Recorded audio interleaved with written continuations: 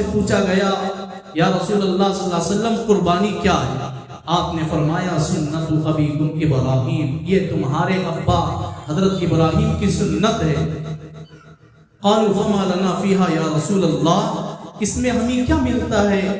اللہ کے نبی صلی اللہ علیہ وسلم نے فرمایا بکل شعرۃ حسنہ، ہر بال کے بدلے میں ایک نیکی ہے۔ صحابہ نے پوچھا یا رسول اللہ صلی اللہ علیہ وسلم فالصوف، صوف کے بارے میں آپ کیا کہتے ہیں؟ آپ نے فرمایا بکل شعرۃ من الصوف حسنہ، اور صوف میں بھی جتنے جتنے بال ہوں گے ہر بال کے بدلے میں ایک ایک نیکی آپ کو لکھا جائے گا۔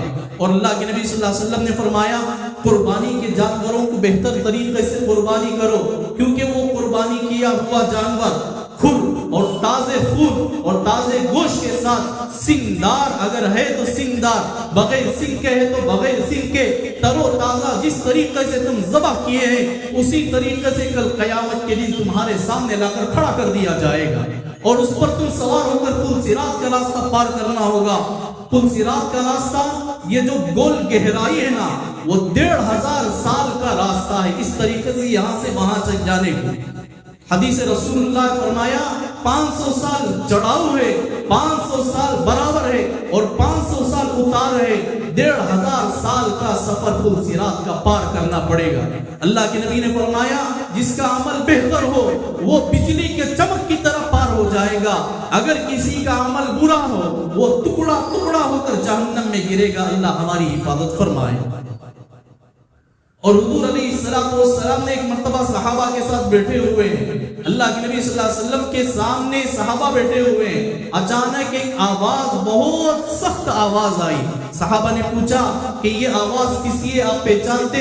صحابہ نے پوچھا واللہ اعلم ورسول، اللہ اور اس کے رسول بہتر جانے، ہم کیا جانے؟ اللہ کے نبی نے فرمایا آج سے 70 سال پہلے اللہ نے جہنم کے اوپر سے ایک پتھر ڈھکیلا تھا، آج وہ جا کر گرا۔ گڑا کتنا لمبا ہے، ایک بڑا چٹان گرانے پر 70 سال کے بعد گرتا ہے۔ اللہ ہماری حفاظت فرمائے ایسے گڑے پر جانے سے۔ تو میرے دوستو، جتنا ہم قربانی دلی خوشی کے ساتھ کریں گے اللہ تعالیٰ کے نزدیک وہ مقبول عند اللہ ہوگا۔ ہم جانور خریدتے ہیں لیکن جانور میں کمی پیشی ظاہر نہ کرے، کمی پیشی کو نہ دے۔ سب سے بہتر جو جانور ہو اسے خریدے۔ 1 2 3 4 ہزار کی کمی پیشی پر ہم کمزور جانور لاتے ہیں، پھر علماء کے پیچھے پڑ جاتے ہیں کہ مسئلہ کیسا ہے۔ بھائی ملا نہیں، کبھی کمزور ہے تو ہم اس پر پوچھ سکتے ہیں، لے لیے ہیں پھر کمزور ہو گیا ہے اس سے پوچھ سکتے ہیں، لیکن تلاش کرنے کا اور ارادہ ہی یہی ہوتا ہے کہ لوگ کیا کہیں، ہم ہر سال قربانی کرتے ہیں، اگر اس سال نہ کریں تو لوگ ہمارے اوپر انگلیاں اٹھائیں گے، اس لیے مجبوری کے طور پر کمزور جانور لیتے۔ اللہ ہماری حفاظت فرمائے۔ میرے دوستو، اللہ کے نبی نے فرمایا جو آدمی دل کی گہرائی سے اللہ کی محبت میں آ کر، اللہ کی خواہش، اللہ کے عشق میں آ کر جو آدمی قربانی کرتا ہے نا، کل قیامت کے دن رسول اللہ نے فرمایا، یہ 2 انگلی اٹھا کر فرمایا میں یہاں رہوں گا اور وہ دل کی خوشی کے ساتھ قربانی کرنے والا اتنا میرا بازو کھڑا رہے گا، بالکل پڑوسی بنے گا رسول اللہ کا صلی اللہ علیہ وسلم۔